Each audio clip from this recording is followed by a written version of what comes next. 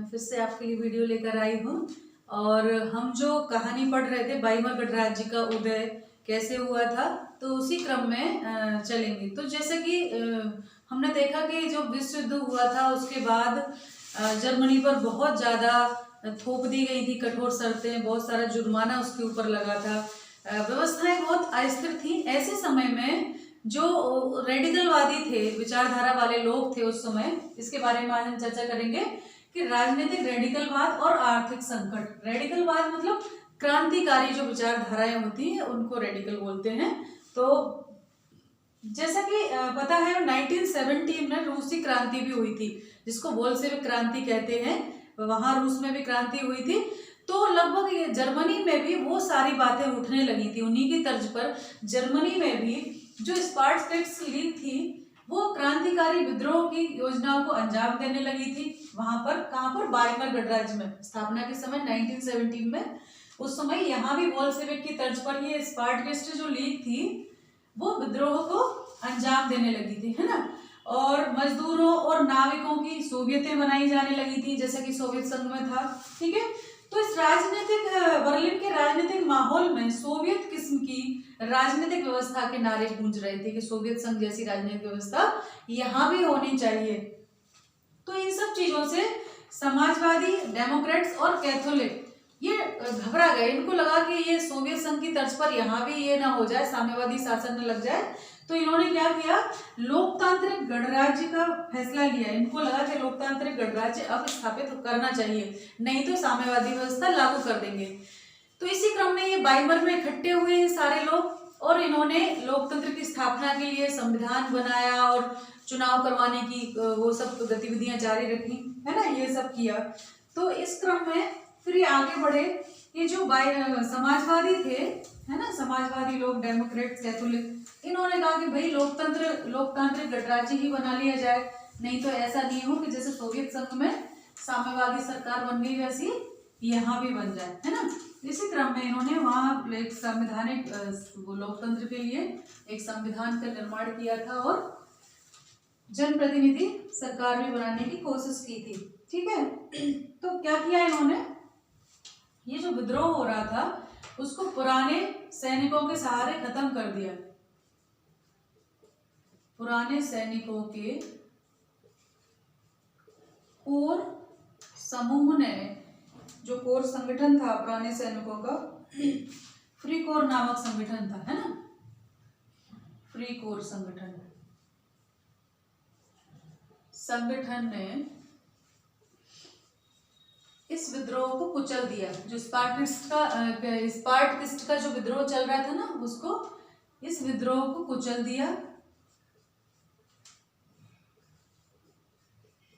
दिया, है ना। और कुचलने में वो सफल रहे। और उसके अलावा इन्होंने किया कि पूरा घटनाक्रम के बाद जो स्पार्टकिस्ट थे उन्होंने कम्युनिस्ट पार्टी की नींव डाली। तो इसके बाद जब ये विद्रोह कुचल दिया गया तो इसके बाद जो स्पार्टकिस्ट थे, स्पार्टकिस्टों ने क्या किया, कम्युनिस्ट पार्टी की नींव डाली। कम्युनिस्ट पार्टी की नींव डाली, ठीक है। और इसके साथ ही समाजवादियों में और साम्यवादियों में बहुत गहरी खाई पड़ गई। आगे चल के ये कभी एक नहीं हो पाए। इवन जो हिटलर के अगेंस्ट में भी ये दोनों पार्टियां कभी एक नहीं हो पाई। दोनों विचारधाराएं कभी एक साथ मिलकर काम नहीं कर पाई। इनके बीच में खाई जो है दिन ब दिन बढ़ती चली गई, ठीक है। अब ये साझा मोर्चा नहीं खोल पाए थे, ठीक है। इसके अलावा हम देखें तो 1923 की आर्थिक मंदी ने,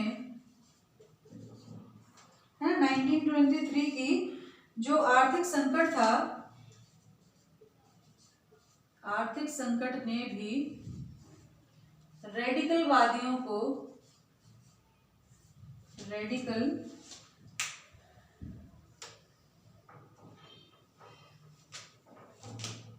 रेडिकल विचारों को बढ़ावा दिया।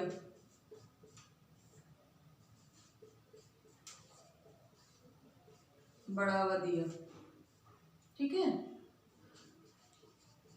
क्या हुआ था कि जो फर्स्ट वर्ल्ड वॉर था वो जर्मनी ने कर्ज लेकर लड़ा था। ठीक है, तो जर्मनी वैसे ही कर्जे में थी और फिर युद्ध हार भी गई। उनको लगा था जीत जाएंगे तो बहुत लाभ मिलेगा, लेकिन वो युद्ध हार गए। ठीक है, तो उन पर पहले से ही कर्जा था। उसके अलावा युद्ध का जो मैंने बताया पूरा जुर्माना उनके ऊपर लगा दिया था।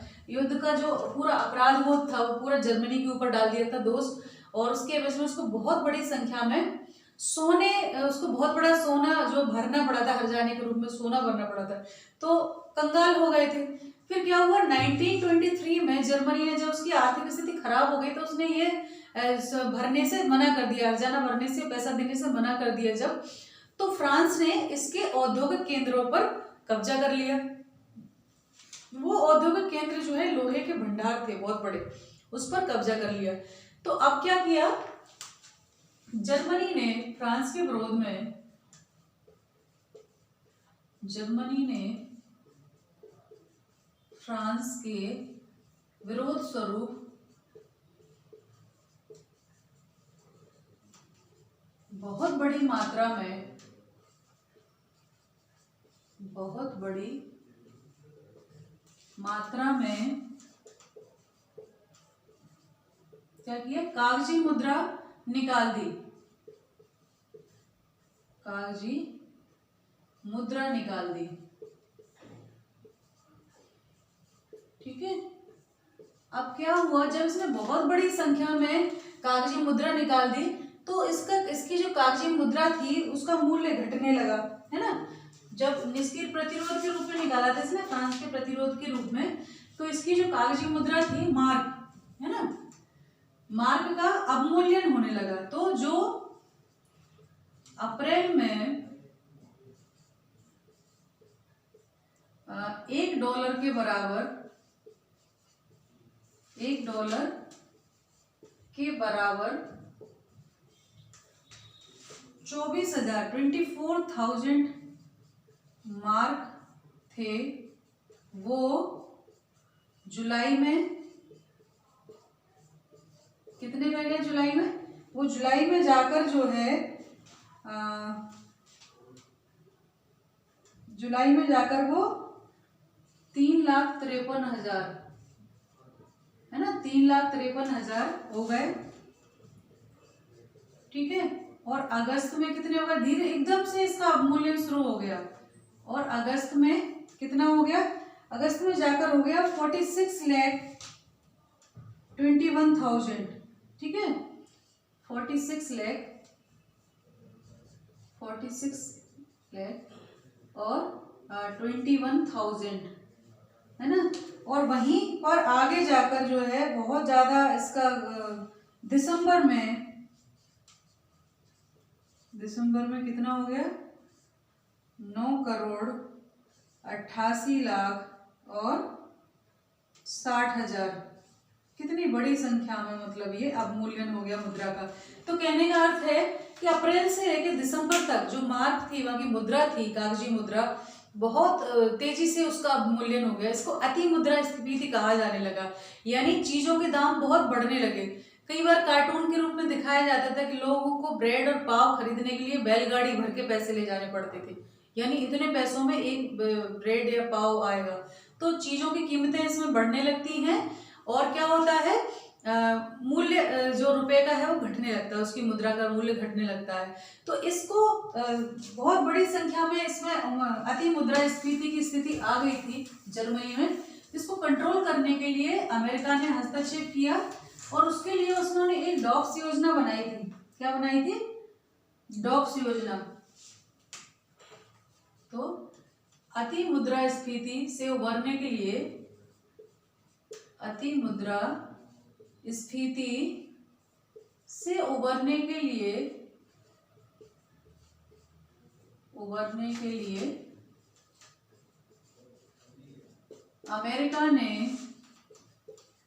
अमेरिका ने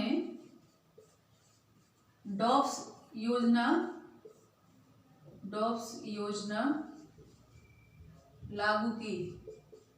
यह डॉप्स योजना ये लेकर आए थे ना।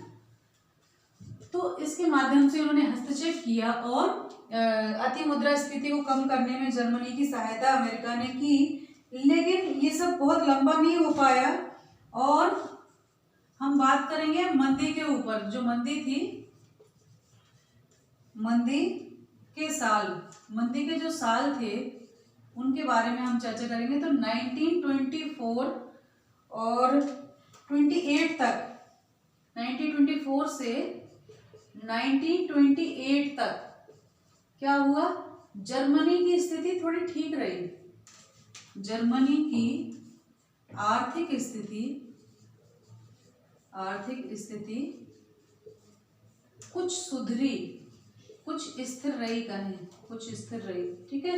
लेकिन उसके बाद फिर गिरावट आ गई, क्योंकि 1929 में जो अमेरिका का शेयर मार्केट था वो धड़ाम से गिर गया था, क्योंकि ये सारी व्यवस्था कहाँ से चल रही थी, जो अल्पकालिक ऋण ले रखा था, इसने शॉर्ट टर्म लोन लिया था जर्मनी ने अमेरिका से, उससे इनकी व्यवस्था चल रही थी। लेकिन 1929 में अमेरिका का ही हाल खराब हो गया था, है ना। वहां का जो वॉल स्ट्रीट एक्सचेंज था, वॉल स्ट्रीट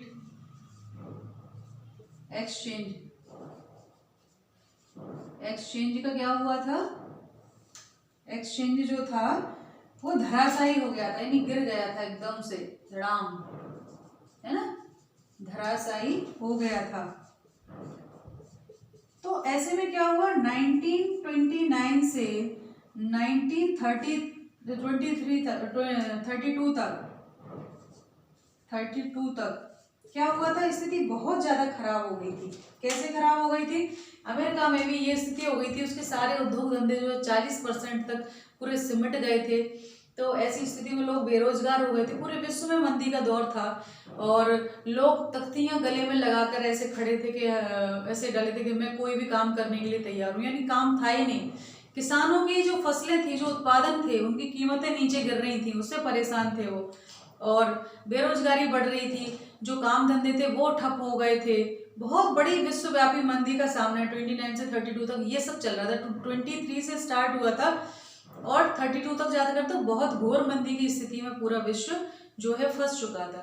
तो इन सब चीजों में क्या हुआ था, ये सब चीजें तो थी, सब आर्थिक संकट बढ़ रहा था और मजदूर भी परेशान हो गए थे। सिर्फ संगठित मजदूर जो थे वो सब नहीं थे, बाकी सारे जो मजदूर थे, किसान थे या छोटे मोटे व्यापारी थे, जो सेल्फ एम्प्लॉय थे, उन सबको ये लग रहा था कि अब वो भी सर्वहारा हो जाएंगे, वो भी मजदूरों की श्रेणी में जाकर खड़े हो जाएंगे। ये स्थिति होती जा रही थी। तो उस समय जो राजनीतिक स्तर पर वाइमर गणराज्य था वो नाजुक दौर से गुजर रहा था। तो वाइमर गणराज्य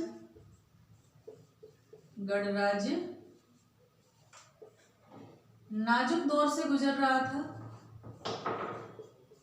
नाजुक दौर से गुजर रहा था, है ना। ऐसे में ये सब हो रहा था, तो बहुत नाजुक स्थिति थी वाइमर गणराज्य की, ठीक है।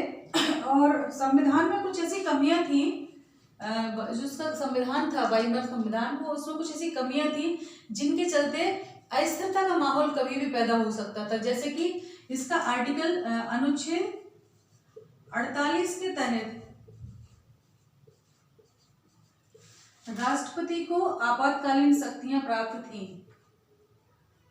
है ना। राष्ट्रपति को आपातकालीन शक्तियां प्राप्त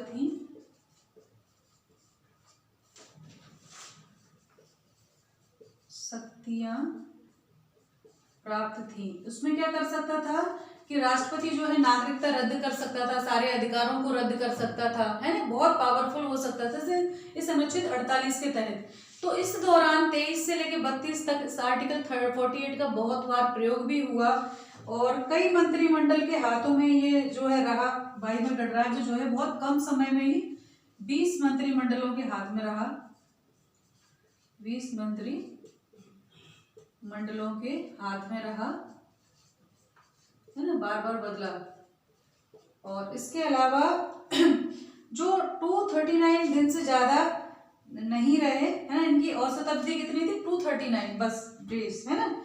और इस दौरान अनुच्छेद 48 भी बहुत ज्यादा दूर। इसके अलावा इन सारे नुस्खों के बावजूद भी संकट दूर नहीं हुआ और लोकतांत्रिक संस्कृति व्यवस्था में लोगों का विश्वास जो है वो खत्म होने लगा, क्योंकि बार बार मंत्रिमंडल बदलना, राष्ट्रपति शासन लगना, बार बार उस शक्तियों का प्रयोग करना, तो इससे लोग, एक तरह तो मंदी चल रही थी, उस सब के लिए भी इनको ही दोषी ठहराया गया।